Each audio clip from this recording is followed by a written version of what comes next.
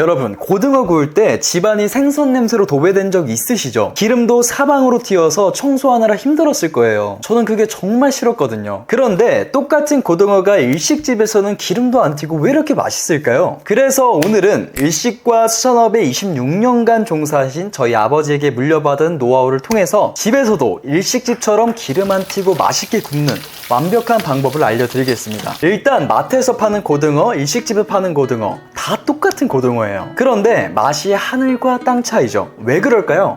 바로 숙성 방법 때문입니다. 일식집에서는 고등어를 바로 굽지 않죠. 반드시 특별한 과정을 거칩니다. 숙성 방법, 조리 방법이 아예 달라요. 반대로 집에서 구울 때는 어때요? 그냥 소금 간만 하고 뚜껑 덮고 굽죠. 그래서 비린내가 나고 살이 퍽퍽한 거예요. 반드시 숙성 과정을 거치셔야 합니다. 대표적인 숙성 방법은 4가지가 있습니다. 지난 연어 숙성 편에서도 말씀드렸죠. 바로 시오지메, 사케지메, 스지메, 그리고 오늘 특별히 공개할 미림과 밀가루 비법까지 있습니다. 지금 바로 이 4가지 방법을 자세하게 알려드릴 거고, 마지막에 4가지 맛 차이를 완벽하게 비교 분석하면서 맛 리뷰까지 해보겠습니다. 우선 마트에서 산 고등어를 간단하게 손질을 해줄 거예요. 고등어는 저희 매장에서 갖고 온 노르웨이산 자반 고등어고요. 1차 손질이 다 되어 있죠. 그런데 여기서 바로 숙성을 진행하시면 안 됩니다. 생선에서 비린내 나는 이유가 뭘까요? 바로 트리메틸아민이라는 비린내 성분 때문이에요. 이 성분은 지느러미, 내장, 아가미에 제일 많습니다. 그래서 가위로 배 쪽 지느러미 2개, 몸통 옆에 2개를 꼭 잘라주셔야 돼요. 저 같은 경우에는 여기서 가시까지 제거해줍니다. 가시 발라 먹는 게 불편하기도 하고 어렸을 때 목에 가시가 걸려서 응급실 갈 뻔한 적이 있거든요. 가시 제거하는 방법은 정말 쉽습니다. 일단 고등어를 반으로 갈라주시고요. 이 몸통 뼈 보이시죠? 뼈 밑에 칼을 넣고 그대로 뼈 타면서 쭉 넣어줄 거예요. 이때 칼의 각도가 수평이 되게 뼈 타는 소리가 들리면서 칼을 쭉 밀어주시면 됩니다. 그러면 큰 뼈가 통째로 나오죠.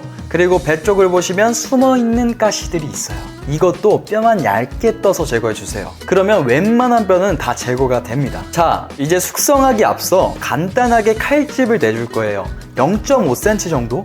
아주 살짝만 넣어주시면 되고, 이렇게 하면 살이 균일하게 있고 시각적으로 이쁘게 구워집니다. 첫 번째, 식초 숙성 먼저 들어갈 건데요. 일단 부엌에 다들 식초 있으시죠? 양조 식초, 사과 식초 모두 사용해도 되는데 저는 이 양조 식초를 추천드립니다. 제가 해보니까 확실히 비린내를 잡고 맛을 내는 데는 양조 식초가 최고더라고요. 고등어 위에 숟가락으로 식초를 발라주시면 돼요. 한 마리당 앞뒤로 2~3스푼이면 충분합니다. 그리고 오븐에서 10분 동안 냉장고에서 숙성해주세요. 식초 숙성을 왜 꼭 해야 되냐면 2가지 이유가 있는데요. 일단 식초물이 고등어에 들어가면서 트리메틸아민이라는 성분을 잡아줍니다. 그리고 고등어의 단백질이 응고되면서 겉은 단단하지만 속은 촉촉한 식감으로 변해요. 그런데 식초물을 만들어서 거기에 담그시는 분들도 계세요. 방법은 틀린 건 아니지만 제가 알려드린 방법이 가장 빠르고 편합니다. 자, 15분이 지나면 물로 한번 헹궈주시고요. 여기서 진짜 중요한 비법이 들어갑니다. 많은 분들이 이 작업을 안 해서 냄새가 나고 기름이 튀고 퍽퍽한 고등어를 먹게 돼요. 그게 바로 뭐냐면 수분 제거입니다. 키친타올로 수분 빼는 작업을 꼭꼭 해주셔야 합니다. 왜냐면 기름이 튀는 이유는 고등어 안에 수분과 기름이 만나서 그렇거든요. 그리고 고등어 안에 수분도 비린내의 원인입니다. 그래서 키친타올로 수분 제거 작업을 해주시는 것만으로도 고등어 구이가 완전히 달라지실 겁니다. 중요한 비법 들어가기에 앞서 혹시 여러분 일식집 가면 얼마 나오시나요? 5만원? 10만원? 그런데 저희 채널을 구독하신다면 앞으로 신선한 수산물을 고르는 것부터 맛있게 먹는 방법까지 공짜로 받아가실 수가 있습니다. 구독을 눌러주신다면 앞으로 더 퀄리티 있는 컨텐츠로 보답하겠습니다. 자, 2번째 방법은 미림을 활용하는 건데요. 보통 일식집에서는 미림, 정종, 청주, 스타일에 따라 사용하는 게 다 다르거든요. 그런데 고등어 구이 할 때는 미림 쓰는 걸 저는 추천드립니다. 왜냐하면 미림이 더 담백하고 단짠의 밸런스를 잘 맞춰주거든요. 이것도 똑같이 수저로 2~3스푼 앞뒤로 버무려 주시면 돼요. 랩 있으시면 한번 감싸서 공기 노출을 차단하고 냉장고에서 10분 정도 숙성해 주시면 됩니다. 숙성하는 과정에서 미림의 알코올 성분이 고등어 표면을 살균하면서 남은 비린내까지 싹 날려버립니다. 동시에 미림의 단맛 성분이 고등어 살에 스며들어서 자연스러운 감칠맛까지 더해주죠. 이것도 마찬가지로 10분이 지나시면 키친타월로 꼭 수분을 제거해주세요. 자, 마지막 방법은 일본에서 20년 경력의 유명한 셰프님이 알려주신 방법인데요. 이분은 미림으로 저랑 똑같이 숙성을 진행하고 마지막에 밀가루를 살짝 뿌려주시더라고요. 이렇게 되면 밀가루가 고등어 안에 수분을 좀 잡아줌으로써 겉은 더 바삭하고 속이 촉촉하대요. 여기서 포인트는 고등어 겉이 약간 하얘질 정도로만 뿌려주세요. 자, 이제 3가지 방법으로 숙성된 고등어를 한번 구워볼게요. 어떤 게 맛있을지 정말 기대가 됩니다. 그래서 냉장고에서 남은 대파나 마늘이 있으신가요? 있으시면 대파 7cm 정도를 잘라주시고 마늘은 반 정도를 잘라주세요. 고등어 1개당 마늘 한 2-3개, 대파는 그냥 적당히 넣어주시면 됩니다. 그리고 기름 5바퀴 정도 둘러주시고요. 열이 올라오면 중약불에서 파랑 마늘을 넣어주시면 됩니다. 구우면서 마늘이 약간 노릇해지면 불을 약불로 줄여주시고요. 여기서 고등어를 넣어주시면 되는데 껍질 먼저 구워주세요. 뒤집개로 10초 동안 눌러주시는 작업을 꼭 해주셔야 합니다. 이거 안 하면 고등어 살이 오므라들어서 전체적으로 안 익어요. 이제 딱 3분 정도 익힐 건데요. 아직도 살부터 굽는 분들이 계신데 생선구이는 껍질이 생명이에요. 그리고 겉바속촉이 되려면 껍질 먼저 구우셔야 살이 촉촉해집니다. 제가 이거 모를 때는 살부터 구웠거든요. 그래서 살이 퍽퍽했어요. 그런데 방법을 바꾸고 나서 고등어 식감이 완전히 달라졌습니다. 자, 3분이 지났죠. 여기서 뒤집고 살을 10초 동안 익혀주셔도 되는데 저는 파기름 낸 걸로 살에 뿌려주면서 익힙니다. 굳이 뒤집지 않아도 되거든요. 고등어 위에 한 5번, 10번 정도 얹어주시면 깔끔하게 다 익습니다. 이제 고등어를 다 구워봤는데요. 4가지 고등어를 한번 보세요. 아무것도 안 한 일반 고등어, 식초, 미림이랑 밀가루가 들어간 고등어입니다. 색깔부터 좀 확연히 다르죠. 일반 고등어는 약간 칙칙하고 나머지 것들은 약간의 황금빛을 돌면서 되게 맛있어 보입니다. 첫 번째 일반 고등어 한번 먹어볼게요. 역시 비린내가 조금 올라오고 식감도 약간 퍽퍽하고 우리가 집에서 흔히 먹을 수 있는 그런 맛입니다. 두 번째 식초 숙성 고등어 한번 먹어볼게요. 기대되는데요. 오! 비린내가 확실히 줄어들었어요. 식감도 괜찮고요. 이 정도면 맛있는데요. 세 번째 미림 숙성 고등어 먹어보겠습니다. 와, 이것도 괜찮네요. 미림도 괜찮아요. 원래 자반이 소금 간이 돼 있어서 약간 짠맛이 강하잖아요. 근데 미림을 넣으니까 미림의 특유의 단맛 때문에 단짠의 밸런스가 잘 맞는 그런 느낌입니다. 네 번째, 미림이랑 밀가루가 들어간 고등어 한번 먹어보겠습니다. 겉이 바삭바삭하면서 속은 완전 촉촉해요.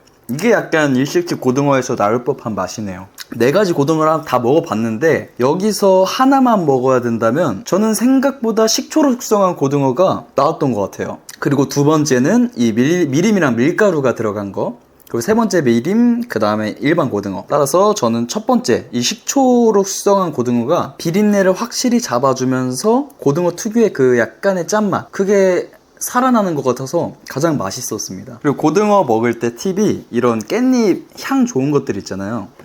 지금은 밥이 없어서 좀 아쉽긴 하지만 밥을 싸고 그 위에 이제 고등어를 몇 개 싸서 먹으면 맛있거든요. 지금은 안타깝게도 밥이 없어서 이 비빔면을 싸겠습니다. 여기에 싸고 위에 하나 더 올릴 거예요. 이런 식으로.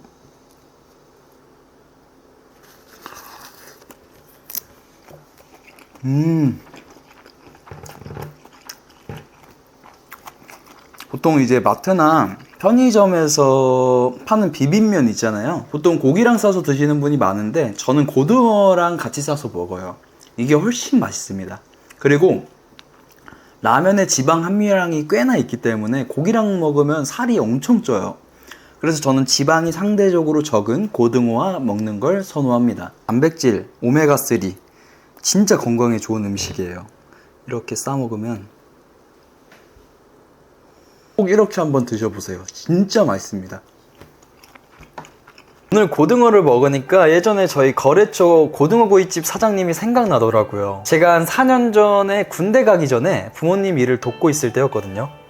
그런데 이 사장님이 다음날 쓸 고등어 주문을 깜빡하신 거예요. 그래서 혹시 지금이라도 고등어 갖다 주실 수 있냐고 부탁을 하셨어요. 냉동 고등어면 상관이 없는데 그때 당시 국산 생물 고등어가 나올 때라서 그걸 사용하셨거든요. 아침 경매도 다 끝난 상황이어서 생물 고등어가 있을지 없을지도 모르는 상황이었습니다. 그런데 사장님 목소리가 엄청 다급하고 불안해 하시는 거예요.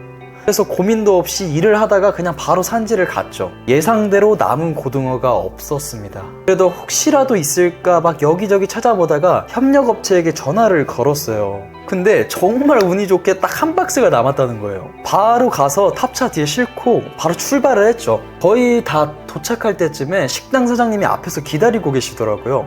그런데 아직도 그 표정을 잊을 수가 없습니다. 저를 보고 안도의 한숨과 어린아이처럼 행복해 하시는 표정을 그때 처음 봤어요. 사실 이렇게 일을 하고 있던 도중에 다시 산지까지 가야 하는 것을 돈 낭비, 시간 낭비라고 하시는 분들도 계세요. 지인들에게 이런 얘기를 하면 호구처럼 일하면 안 된다.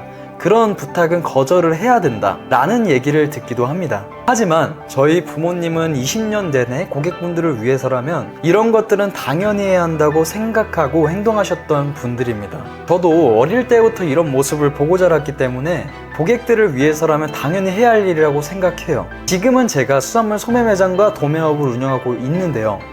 정말 바쁘게 일을 하고 있는데 여러분들에게 도움이 될 수 있는 컨텐츠를 제작하고 있어요. 물론 시간이 부족하고 할 일이 많이 늘어났지만 그만큼 가치 있는 일이라고 생각합니다. 그래서 여러분 아직도 구독과 좋아요 안 누르셨다면 꼭 눌러주세요. 그리고 궁금하신 점은 댓글로 남겨주시면 하나하나 답변해드리도록 하겠습니다. 영상 시청해주셔서 감사합니다. 다음엔 더 유용한 컨텐츠로 찾아뵙겠습니다. 감사합니다.